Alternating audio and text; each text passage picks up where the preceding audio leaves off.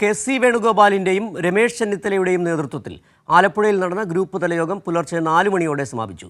ജില്ലയിലെ ബ്ലോക്ക് തല ഭാരവാഹികളെ തെരഞ്ഞെടുക്കുന്നത് 18ലേക്ക് മാറ്റി. 18-ന് KPCC പ്രസിഡന്റ്, DCC പ്രസിഡന്റ്, ജില്ലയുടെ ചുമതലയുള്ള മരിയാപുരം ശ്രീകുമാർ എന്നിവരുടെ നേതൃത്വത്തിൽ ചർച്ച നടത്തി ഗ്രൂപ്പിന് അതീതമായി ഭാരവാഹികളെ നിശ്ചയിക്കും. വിവരങ്ങളുമായി ഷാജഹാൻ ചേരുകയാണ്. ഷാജഹാൻ, ഇതൊരു ഗ്രൂപ്പ് യോഗം തന്നെയായിരുന്നു എന്ന് മനസ്സിലാകുന്നുണ്ടല്ലേ? കെ.സി. വേണുഗോപാലിൻ്റെയും രമേശ് ചെന്നിത്തലയുടെയും നേതൃത്വത്തിലാണ് ഈ ഗ്രൂപ്പ് യോഗം നടന്നത്. പക്ഷേ തീരുമാനങ്ങൾ ഗ്രൂപ്പിന് അതീതമായി എടുക്കുമെന്ന് കൂടി മനസ്സിലാക്കുന്നു. എന്താണ് യോഗവുമായി ബന്ധപ്പെട്ട് വ്യക്തമായി പറയാൻ കഴിയുന്ന കാര്യങ്ങൾ?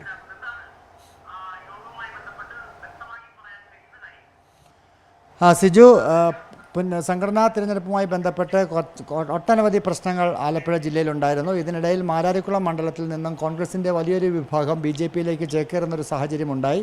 പുനഃസംഘടനയുമായി ബന്ധപ്പെട്ട് ഭാരവാഹികളെ നിയോഗിച്ചത് കെ.സി. വേണുഗോപാലിൻ്റെ തീരുമാനപ്രകാരമാണ് എന്ന് പൊതുവെ ജില്ലയിൽ പല ഭാഗങ്ങളിൽ നിന്നും പരാതി ഉയർന്നിരുന്നു.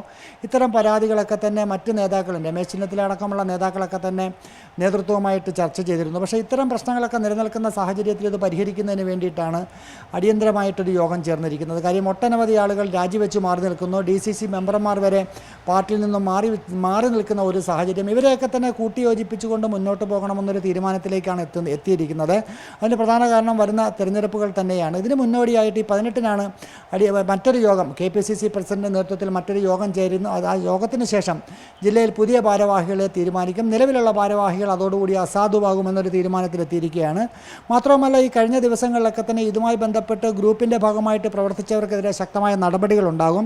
അത് മാരാരിക്കുളത്താണെങ്കിലും ആലപ്പുഴയിലാണെങ്കിലും ഇത്തരം നേതാക്കൾ ആരാണെങ്കിലും അവർക്കെതിരെ മുഖം നോക്കാതെ നടപടി സ്വീകരിക്കണമെന്നാണ് ഇത്തരത്തിൽ ഓരോ നിയോജക മണ്ഡലങ്ങളുടെയും ഭാരവാഹികളുടെ യോഗം ചേരുന്നതിന് മുൻപായിട്ട് നേതാക്കളുടെ യോഗം ചേർന്നിരുന്നു.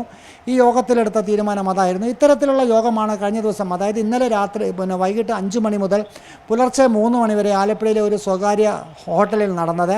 ഈ യോഗം ഓരോ അരൂർ, ചേർത്തല, ആലപ്പുഴ, മാരാരിക്കുളം ഇങ്ങനെ ഓരോ മണ്ഡലങ്ങളിലെയും പ്രധാനപ്പെട്ട പ്രശ്നങ്ങൾ, വളരെ ഉയർന്നു നിൽക്കുന്ന പ്രദേശങ്ങളിലെ പ്രശ്നങ്ങൾ ചർച്ച ചെയ്യുന്നതിന് വേണ്ടിയിട്ടാണ് യോഗം ചേർന്നത്. പക്ഷേ ഇതിൻ്റെ അകത്ത് നമുക്ക് എടുത്തു പറയേണ്ട ഒരു കാര്യമുണ്ട്.